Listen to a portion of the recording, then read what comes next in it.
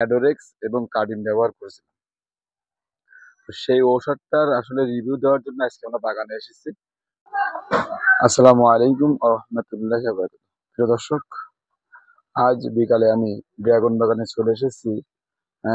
বৃষ্টির পরপরই আপনাদের একটা ঔষধের রিভিউ দিছিলাম যে অনাবৃষ্টির কারণে বাগানে ছত্রাকের আগমন ঘটতে পারে, হয় কুশি পচা, না হলে গোড়া পচা, এই বিভিন্ন রোগের আক্রমণ ঘটতে পারে।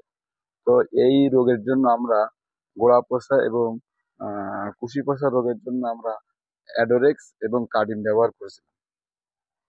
তো সেই ঔষধটার আসলে রিভিউ দেওয়ার জন্য আজকে আমরা বাগানে এসেছি। তো আপনারা দেখছেন মোটামুটি বাগানে এই ওষুধটা স্প্রে করার পরে মাশাআল্লাহ অনেক ভালো কাজ করছে। কারণ বাগানে কোথাও পচা নাই এবং গাছের গোড়াও পচা নাই। মোটামুটি সব মিলে এই ওষুধটা ভালো কাজ দিছে। এবং বৃষ্টির পরে অতিরিক্ত তাপমাত্রা পড়ছে। এবছর ড্রাগন বাগানেরা অবশ্যই ধরাশয়ী। কারণ কেউ ভালো লাভ করতে পারি নাই আমরি। কিন্তু চুয়াডাঙ্গাতে আরো বেশি তাপমাত্রার কারণে ম্যাক্সিমাম বাগানিরা ক্ষতিগ্রস্ত। তো আপনারা দেখছেন যে সামনে শীতকাল প্রায় কাছাকাছি, শীতকাল চলে আসতেছে। তো হয়তো এই পর্বই, এই যে দেখছেন নতুন একটা পর্বে গাছে ফুল চলে এসেছে।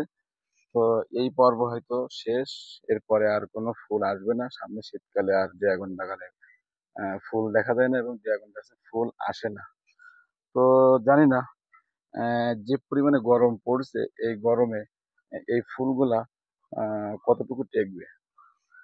তো আমার মনে হয় যে পরিমাণ গরম পড়তেছে, এই যে দেখেন এমনি লাস্ট একটা পর্ব যে ফুল এসেছে, এই ফুলগুলো মানে আমার টেকবে না, কারণ প্রচন্ড গরম। এই গরমের কারণে যে লাল হয়ে যাচ্ছে, এই ফুলগুলো আর গাছে টেকবে না। এই ফুলগুলা একেবারে ঝরে পড়ে যাবে। টুকটাক কিছু কিছু টেকবে। তো আশা করা যায় আপনারা যারা ড্রাগন চাষ করেন, ড্রাগন বাগান করছেন, তারা অবশ্যই এই অ্যাডোরেক্স এবং কার্ডিমটা আপনারা বাগানে ব্যবহার করতে পারেন। তো আসলে কত লিটার পানিতে কতটুকু ব্যবহার করতে হবে, আমার পূর্বের ভিডিওটা দেখে আসবেন এবং চ্যানেলটি সাবস্ক্রাইব করে আমার সাথে থাকবেন।